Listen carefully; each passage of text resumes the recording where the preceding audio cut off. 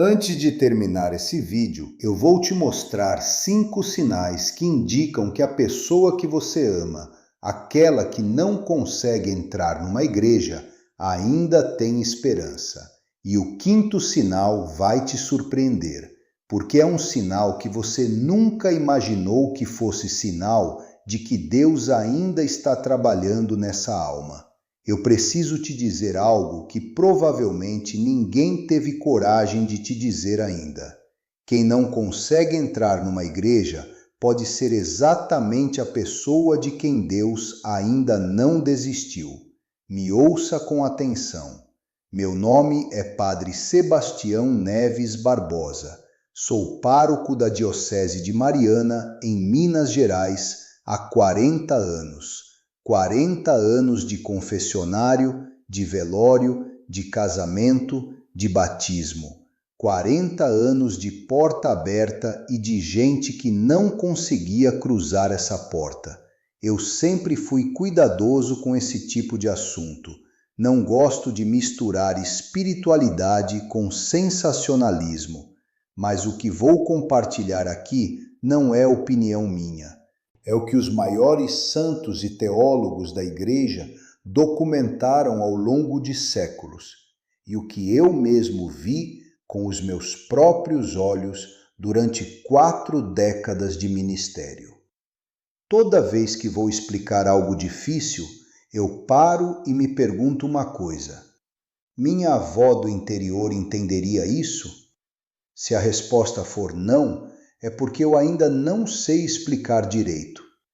Ela estudou até o 3º ano primário e nunca saiu de Itaverava. Mas ela entendia de alma como poucos doutores entenderam.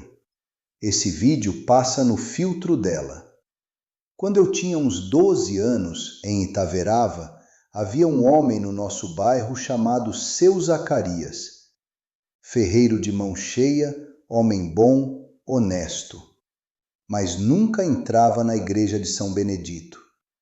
Todo domingo, quando o sino chamava, Seu Zacarias ficava sentado na soleira da própria casa, olhando para a porta da igreja de longe, o chapéu nas mãos. Um dia eu perguntei à minha mãe: por que Seu Zacarias não entra? Ela respondeu baixinho, como se fosse segredo: Sebastião, cala a boca. Ele não entra porque ele sente, e quem sente ainda tem esperança. Só 30 anos depois, já padre, ouvindo confissões, eu entendi completamente o que minha mãe quis dizer. E hoje eu vou te explicar o que ela quis dizer com isso. Antes que eu siga, quero te anunciar 3 revelações. A terceira é a mais importante. É ela que carrega os 5 sinais que eu prometi no começo. Não pula, porque se você pular a segunda, a terceira não vai fazer o sentido completo que precisa fazer. Fique comigo. São João Paulo II, quando visitou o santuário de Nossa Senhora Aparecida em 1980, disse aos fiéis reunidos: não tenham medo, a graça de Deus chega onde os olhos humanos não enxergam.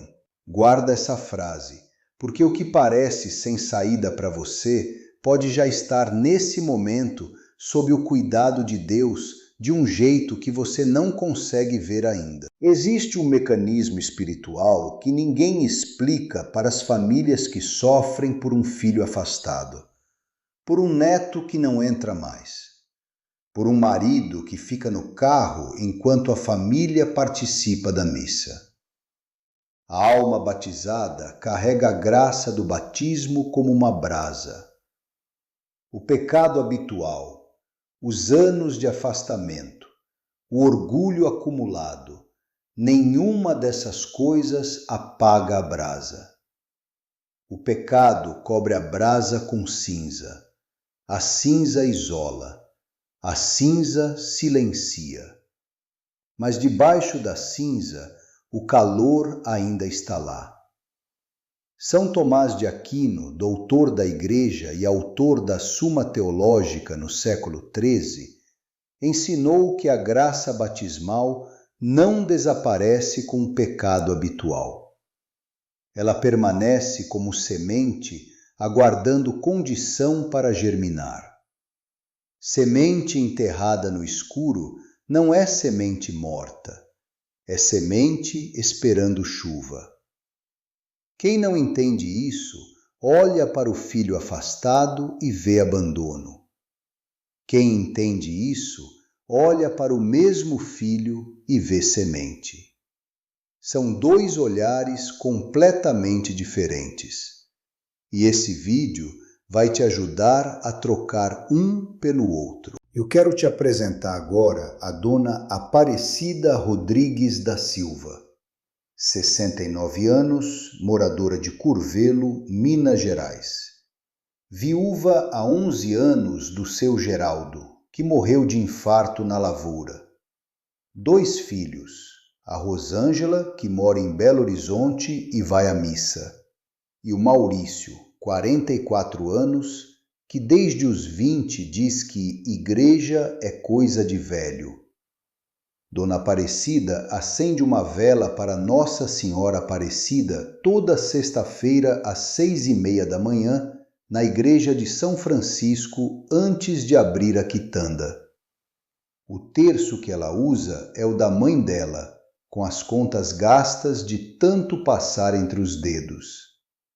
Ela guarda na carteira a foto do Maurício com 7 anos, de paletó na primeira comunhão. A única vez que ela o viu ajoelhado diante de Deus.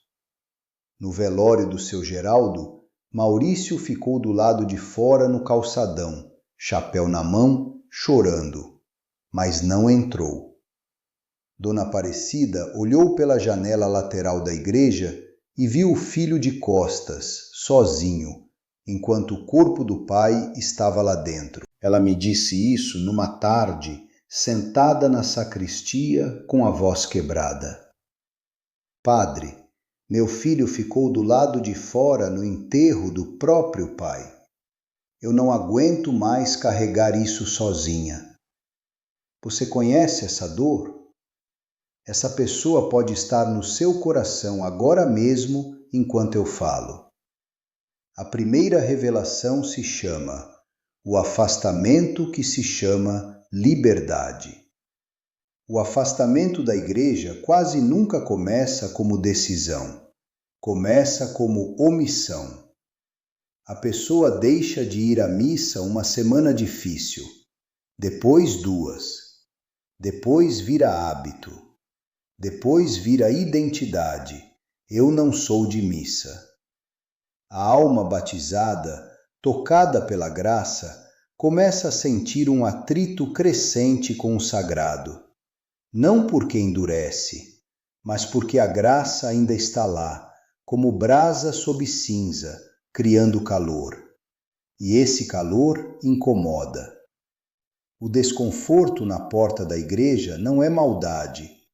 É a graça ainda pulsando, criando resistência porque a alma sabe, no fundo, que vai ter que se encontrar consigo mesma se entrar. É como uma ferida que a pessoa cobre com um pano sujo. Por fora parece resolvida, por dentro ainda está infeccionando. Quem cobre a ferida não quer sentir dor, mas a dor continua lá. O desconforto diante da igreja é a ferida avisando que ainda está aberta. Um homem de 52 anos, ex-seminarista que saiu do seminário, casou, se divorciou, passou 20 anos sem pisar numa igreja. A filha casou e ele entrou, pela primeira e única vez em 2 décadas. Saiu antes da comunhão, chorando, sem conseguir explicar. Dias depois procurou o confessionário e me disse: Padre, eu não sei o que foi. Entrei com raiva e saí sem conseguir me explicar. Esse homem não estava endurecido, estava em conflito. E conflito é esperança. Para quem quer ajudar alguém nesse estado, não peça para a pessoa ir à missa. Peça primeiro que ela entre na igreja vazia, fora do horário de missa, só para sentar 5 minutos, sem cerimônia, sem compromisso. Esse gesto remove a barreira pública. Ir à missa implica participar, ser visto, se comprometer. Entrar numa igreja vazia implica apenas sentar. A tradição espiritual chama isso de preparação da soleira.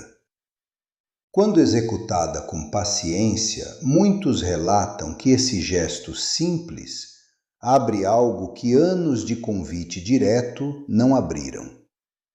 Você vai pensar: mas padre, meu filho vai achar que estou tentando converter ele à força. Eu entendo esse medo. São Francisco de Sales, bispo e doutor da Igreja no século XVI, escreveu que a alma se abre pela atração, nunca pela pressão. Você não está convertendo ninguém, está deixando a porta entreaberta. Quem abre por dentro é Deus. Você só segura a maçaneta. Se você está assistindo esse vídeo com alguém no coração, um filho, um marido, um neto que se afastou, fique comigo até o fim. Esse vídeo foi feito para você. E se você acha que alguém da sua família precisava ouvir isso, toca no sininho ali embaixo.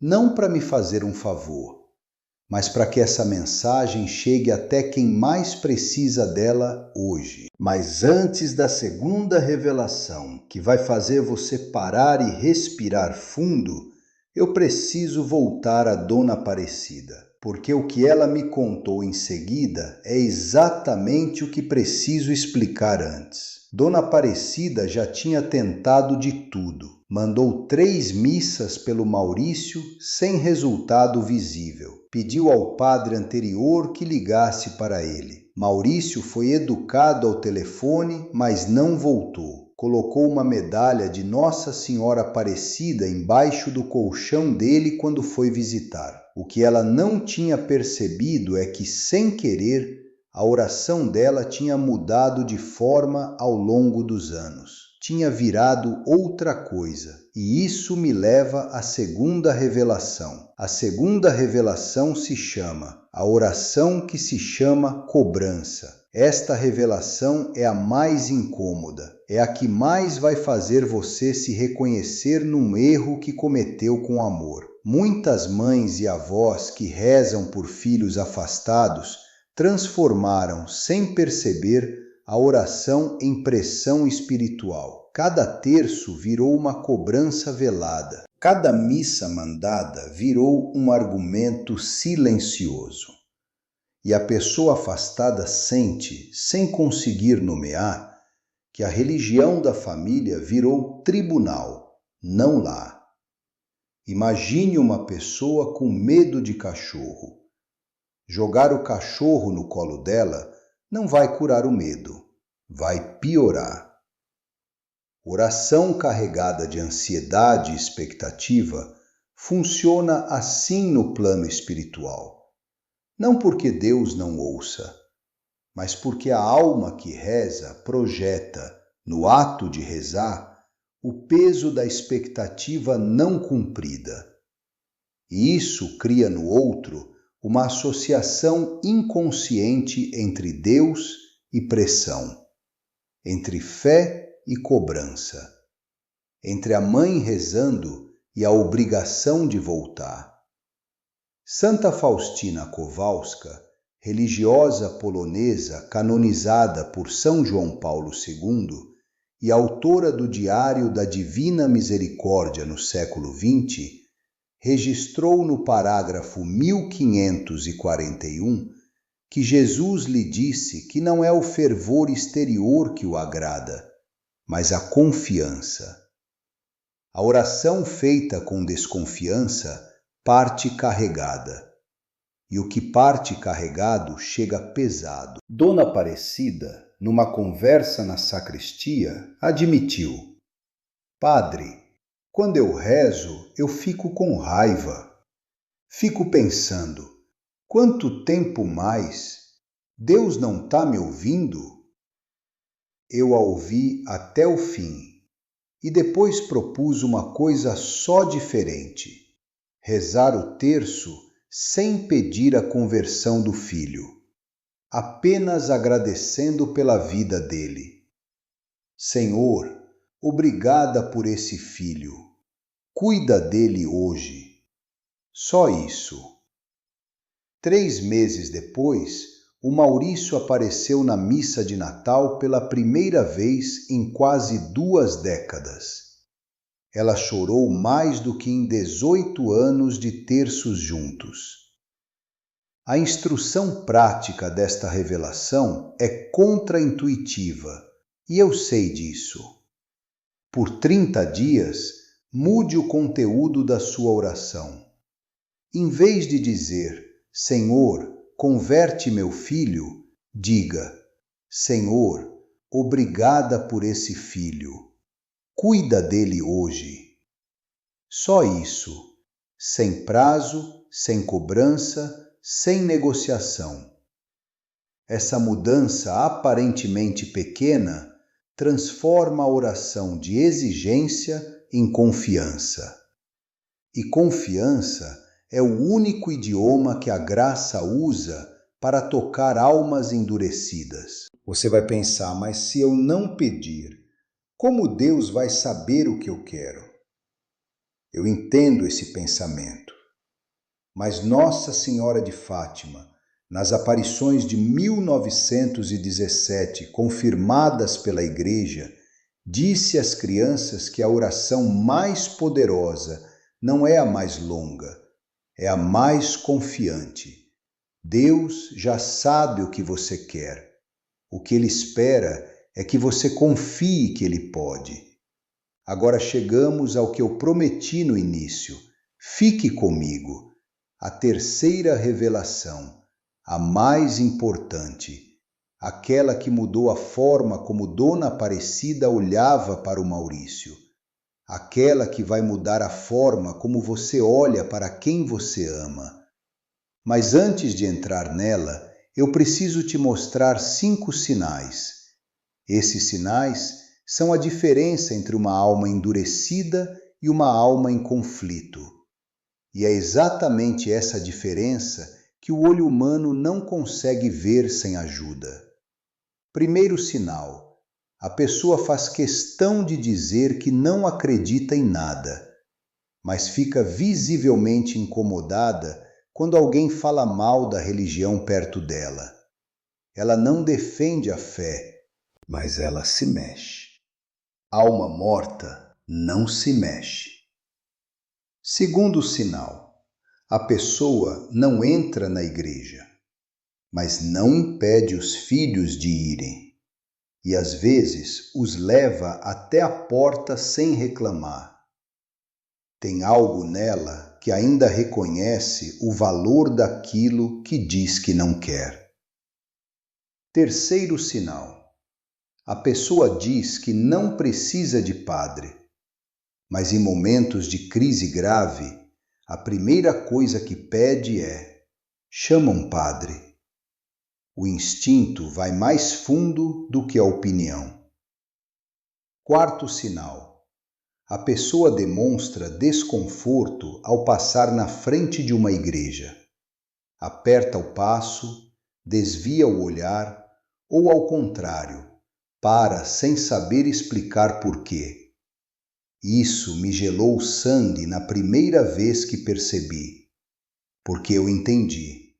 Alma que não sente nada não aperta o passo, não desvia, passa direto. Quinto sinal: este é o que ninguém diz em voz alta. A pessoa que não acredita guarda no quarto, na carteira ou no carro um objeto religioso, uma medalha, um santinho, uma imagem pequena, e não consegue jogar fora. Você nunca parou para perguntar por quê, mas eu vou te dizer: a mão que guarda um santinho sem conseguir jogar fora É uma mão que ainda tem um fio ligado à origem. Esse fio é o que Deus está segurando do outro lado. Se você se reconheceu em 3 ou mais desses sinais em alguém que você ama, isso é o que ninguém te diz. Essa pessoa ainda tem esperança. Essa revelação é diretamente para você. A terceira revelação se chama o bloqueio que se chama sinal. A teologia espiritual distingue 2 estados que o olho humano confunde: alma endurecida e alma em conflito. A alma endurecida entra na igreja e não sente nada. Senta, levanta, vai embora, vazia. Fechou completamente a porta por dentro. A alma em conflito não consegue entrar. Ou entra e sente um aperto no peito, uma vontade de chorar sem saber por quê, uma sensação de que não merece estar ali. Esse conflito não é sinal de abandono, é sinal de que Deus ainda está batendo. É como uma casa com a janela ainda aberta. Você não fecha a janela de uma casa vazia. Só fecha quando tem algo precioso dentro que precisa proteger. A inquietação diante da porta da igreja é a alma dizendo que ainda tem algo precioso dentro dela, mesmo quando a boca diz que não tem. São Agostinho de Hipona, doutor da igreja e autor das Confissões no século IV, escreveu no livro Primei que nosso coração está inquieto até que descanse em Deus. A inquietação de quem não consegue entrar numa igreja é o coração ainda buscando, mesmo quando a mente diz que não quer mais. E é aqui que entra a instrução prática mais importante desse vídeo. Não tente mais converter essa pessoa com argumentos. Faça uma coisa. Na próxima vez que ela passar por qualquer dificuldade, qualquer uma, diga em voz alta: eu vou rezar por você. Não pergunte se pode, afirme e reze de verdade. A intercessão dita em voz alta para a pessoa, não apenas em silêncio, cria uma abertura no plano espiritual que anos de argumentação não criam. Você está dizendo para a alma dela, não para a mente: você importa para Deus e para mim. Padre Pio de Pietrelcina, que ao longo do ministério foi instrumento de milhares de conversões documentadas pela Igreja, disse sobre a intercessão que parece não chegar: reza, espera e não te preocupes. A misericórdia de Deus não tem fundo. O tempo de Deus não é o nosso tempo. Mas o movimento de Deus é sempre em direção ao Filho. Você vai pensar: Padre, eu já fiz tudo isso e nada mudou. Eu ouço isso toda semana no confessionário. E eu entendo. 40 anos de ministério me ensinaram que a mudança que Deus opera na alma de outra pessoa passa primeiro por uma mudança na alma de quem intercede. Você não é o instrumento da conversão, você é o canal. E o canal precisa estar aberto. Agora, 5 instruções práticas. Coisas que você pode fazer a partir de hoje. Primeira instrução. Esta semana, peça para a pessoa que você ama entrar numa igreja vazia, fora do horário de missa, apenas para sentar 5 minutos. Não para orar, não para participar, só sentar. Remova o peso do compromisso. Quando a alma não tem nada para defender, ela se abre mais fácil do que você imagina. Segunda instrução. Por 30 dias, troque o conteúdo da sua oração por essa pessoa. Em vez de pedir a conversão, agradeça pela vida dela. Diga: Senhor, obrigada por esse filho. Cuida dele hoje. A oração que agradece abre o que a oração que exige fecha. Isso não é fraqueza, isso é fé madura. Terceira instrução: identifique um objeto religioso que essa pessoa guarda sem conseguir jogar fora. Não mencione isso para ela, mas ore especificamente sobre aquele objeto. Pergunte a Nossa Senhora Aparecida que aquele fio que ainda existe seja o ponto de entrada da graça. Você está orando com precisão, não com generalidade. E oração precisa chegar mais longe. Quarta instrução: contraintuitiva. Pare de mandar mensagens religiosas para essa pessoa. Versículos, imagens de santos, vídeos de padre. Cada mensagem não pedida cria uma camada de resistência. Em vez disso, mande uma mensagem simples perguntando como ela está. Apenas isso. Você está construindo confiança antes de construir caminho. Ninguém volta para uma casa onde só recebe cobrança. Quinta instrução, a mais difícil. Na próxima conversa com essa pessoa, em qualquer contexto, diga em voz alta: eu vou rezar por você, olhando nos olhos, sem pedir permissão, sem esperar a hora certa. Isso vai soar estranho. Ela pode reagir com ironia, mas você vai ter plantado no espaço entre vocês dois a semente mais concreta que existe, a certeza de que alguém a está levando para diante de Deus. Quando você faz isso, você não está forçando nada, você está fazendo o que o amor de Deus faz o tempo todo. 6 meses depois daquela conversa na sacristia, Dona Aparecida mudou o conteúdo da oração, parou de mandar mensagens religiosas. E na primeira vez que o Maurício mencionou qualquer dificuldade por telefone, ela disse: Maurício, eu vou rezar por você. Silêncio do outro lado. Ele respondeu: Tá bom, mãe. Só isso. Mas ela sentiu que algo tinha mudado. Uma quinta-feira de tarde, meses depois, o telefone tocou. Era Maurício. Mãe, tô passando na frente da igreja do Bom Jesus. Posso entrar com você no domingo? Ela ficou tão quieta que ele perguntou se ela estava bem. Ela disse: Tô bem demais, meu filho. Tô bem demais. Deus não desiste de quem ainda sente desconforto diante dele. Ele desiste de quem não sente mais nada.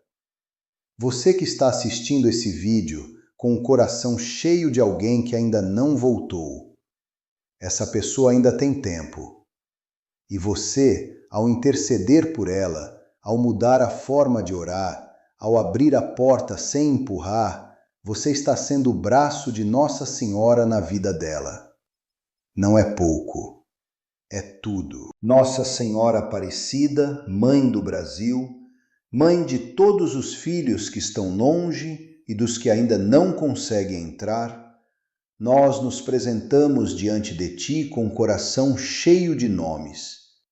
Cada pessoa que está assistindo agora, Mãe, carrega no peito um filho, um neto, um marido, um irmão que se afastou. Nós pedimos que o Teu manto cubra esses filhos ausentes onde quer que estejam. Que o desconforto deles diante das igrejas seja transformado em busca. Que os objetos religiosos que guardam sem conseguir jogar fora sejam o fio pelo qual a graça entra. Que cada intercessão rezada aqui hoje chegue ao coração que precisa dela. E nós confiamos, Mãe, não porque sabemos o tempo, mas porque sabemos que o Teu Filho não desiste. Amém. Em nome do Pai, do Filho e do Espírito Santo. Amém.